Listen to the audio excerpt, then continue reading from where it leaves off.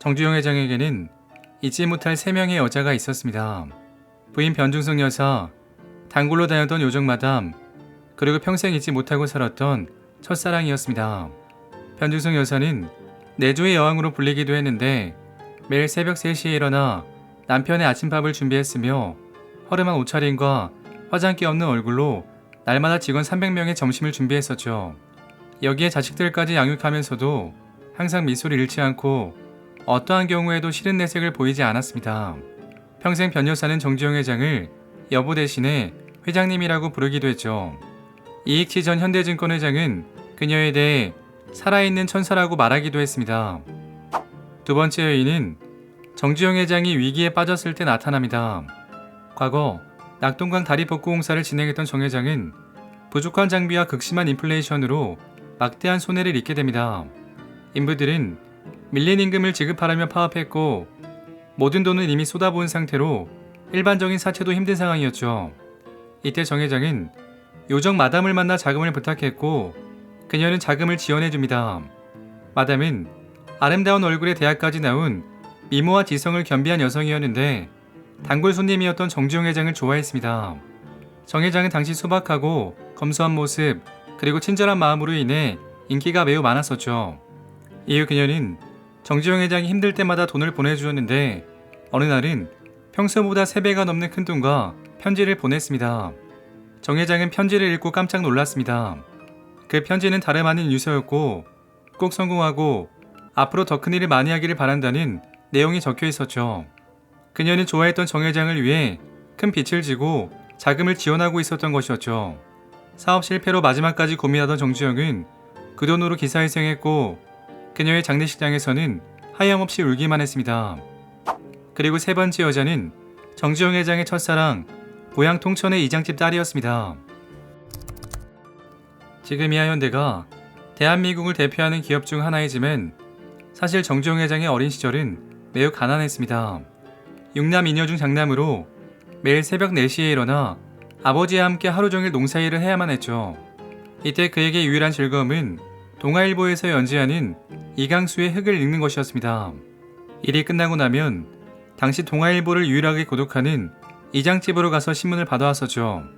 그렇게 신문을 받을 때마다 천사같이 예쁜 이장집 딸의 모습에 어린 정주영은 눈이 부시고 가슴이 떨려 얼굴 한번 제대로 보지 못했습니다. 이때 그의 꿈은 이강수의 흙에서 나온 허숭처럼 변호사가 되어 첫사랑에게 농부가 아니라 변호사의 모습을 보여주고 싶어 했었죠. 후에 정주영 회장은 이장집으로 갈 생각만 하면 이심이 떨어진 길도 달리기 선수처럼 쏜살같이 달려갈 수 있었다고 말했습니다. 그러다 아무리 이래도 겨우 콩죽신세를 면할 길이 없는 배고픈 생활에 가출을 결심합니다. 첫 번째 가출에서는 선배와 함께 청진으로 가서 돈을 벌기로 계획합니다.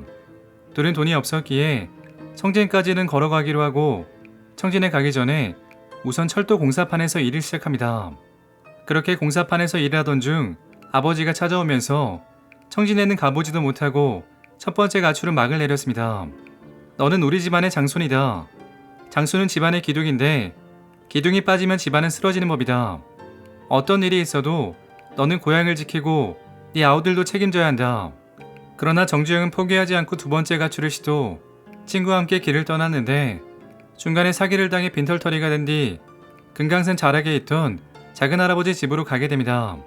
이때 아버지에게 미리 연락을 받은 작은아버지 손에 붙들려 정주영은 집으로 돌아가야만 했죠. 그리고 다시 한번 가출을 감행, 이번에는 아버지가 소를 팔아 마련한 거금 70원을 가지고 가출합니다. 이때는 서울로 올라가 부기학원을 등록했는데 부기학원에서 6달 동안 속성으로 공부하면 회계원이나 격리원으로 취직할 수 있었기 때문이었죠. 그렇게 학원에서 부기 공부를 했고 수업이 끝난 기숙사에 가면 죽으라고 책을 읽었습니다. 그러나 2달 뒤 아버지가 다시 찾아옵니다. 너는 수학교밖에 못 나온 무식한 촌놈이야. 서울에는 대학까지 나온 실업자가 많다는데 네가 잘 되면 얼마나 잘 되겠느냐. 끝까지 고집을 피울 테냐. 그러면서 아버지는 눈물을 흘리셨고 그렇게 세 번째 가출도 실패하고 말았습니다. 그러나 사실 정주영의 가출은 이게 끝이 아니었습니다. 기어코 저지른 네 번째의 가출. 이 가출은 정주영에게 인생의 도약이 된 사건이었죠. 그는 배달부로 쌀가게에 취직했고 같이 일하던 동료들과는 달리 매우 열심히 하는 모습을 보여줍니다. 이 모습을 본 쌀가게 아주머니는 이렇게 말하며 정주영에게 쌀가게를 물려줍니다. 여자에 빠져서 놀고 마시는 내 아들한테 물려줘봐야 이 가게는 어차피 망할 것이다. 그렇게 정주영은 가게를 인수할 사업을 시작했고 이후에는 현대의 모체인 현대자동차공업사를 설립하게 되었었죠. 이 사업은 나날이 번창하여 1년 만에 직원이 80명까지 증가하는 매우 큰 성장 속도를 보여주었습니다. 이처럼 돈을 번 정주영은 첫사랑을 만나기 위해 고향을 찾아가기로 결심합니다. 정주영은 떨리는 마음에 하얀 신사복에 구두를 신고 모자를 쓰는 듯 멋쟁이 같은 모습으로 그녀에게 찾아갑니다. 그러나 그녀는 이미 결혼하여 아이를 둘이나 두고 있었죠. 그녀는 신랑을 소개해주면서 밥을 차려주었지만 정주영은 제대로 밥도 먹지 못하고 식사를 끝냈습니다.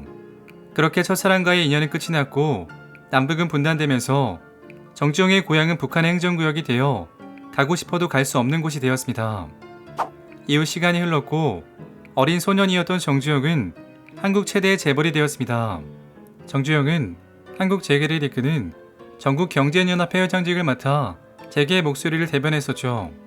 그러다 정치 외도를 감행 92년 대선에 출마했지만 대통령의 꿈은 실패하고 말았습니다. 이후 김영삼 대통령과의 갈등으로 조용히 지내고 있던 그가 대북 프로젝트를 진행하면서 화려하게 부활합니다. 정주영 회장은 실향민이었기 때문인지 유달리 남북 통일에 관심이 많았었죠. 1998년 6월에는 소떼 500마리를 물고 민간인 최초로 판문점을 통해 방북합니다. 2차 방문인 10월에는 501마리의 소를 끌고 가며 총 1001마리가 북에 넘어갔습니다.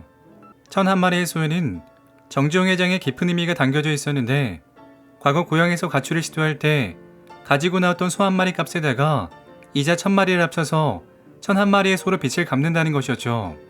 그리고 2차 방문 때 정주영 회장과 김정일의 첫 만남이 이루어집니다. 김정일은 예고도 없이 정 회장을 찾아가서 깜짝 놀라게 했고 본인보다 나이가 많은 정주영 회장을 깍듯하게 예우했다고 하죠. 그리고 사실 정주영 회장이 대북 사업을 추진한 가장 큰 이유는 자신의 첫사랑을 찾기 위함이었습니다. 정주영 회장은 자신의 대변자라 할 수 있는 이익치 회장에게 이렇게 말했습니다. 김정일 위원장에게 내 첫사랑을 꼭 찾아달라고 하게. 내 그녀를 남한으로 데려와야겠네. 그러면서 서울 가해동에 첫사랑과 함께 살 집을 마련하라고 이익치 회장에게 지시합니다. 이에 이익치 회장은 가해동에 매물로 나온 집을 70억 원에 매입합니다. 가해동 2층에 침실이 마련되자 그날부터 정주영 회장은 가해동에서 기거하기 시작합니다. 당시 정주영의 말년은 평온하지 못했습니다. 대한민국 재벌가 역사상 가장 유명한 왕자의 난이 발생, 정문구와 정몽원의 전쟁이 발생한 것이었죠. 아들들은 자신들이 유리한 고지를 점하기 위해 고령의 아버지를 찾아가 서명을 받는 등 현대가는 혼란에 휩싸였습니다. 이처럼 자식들의 싸움을 보면서 정 회장은 큰 충격을 받았고 이것은 다시 건강 문제로 이어지고 있었습니다. 당시 정 회장에게 첫사랑에 대한 희망은 곧 자신이 살아가기 위한 힘이었습니다. 북에서는 첫사랑을 데려와 매일 아침 손을 잡고 걸어서 출근하고 싶다는 소망을 말하고 다녔었죠. 북측에서는 김정일의 지시로 관계당국이 총동원되어 정주영의 첫사랑을 수개월간 찾았습니다. 이후 북측은 정 회장에게 그녀에 대해 알려줍니다. 그녀는 고향을 떠나 청진에서 살다가 2년 전에 죽었습니다. 그 가족을 평양에 데려다 놓았으니 원하면 만나게 해주겠습니다. 이에 정 회장은 북측 관계자에게 1시간 동안이나 그녀에 대해 꼬치꼬치 캐물었습니다. 2년 전에만 알았다면 아산병원에 데려가서 고칠 수도 있었을 텐데 우리가 너무 늦었습니다. 그 후 정 회장은 다시는 북한을 찾지 않았습니다. 자신의 첫사랑이 죽었다는 소식을 들은 그는 몇 달 후에 눈을 감고 말았습니다. 오늘 이야기는 여기까지입니다. 재밌게 보셨다면 구독과 좋아요 부탁드립니다. 지금까지 역사비디오였습니다.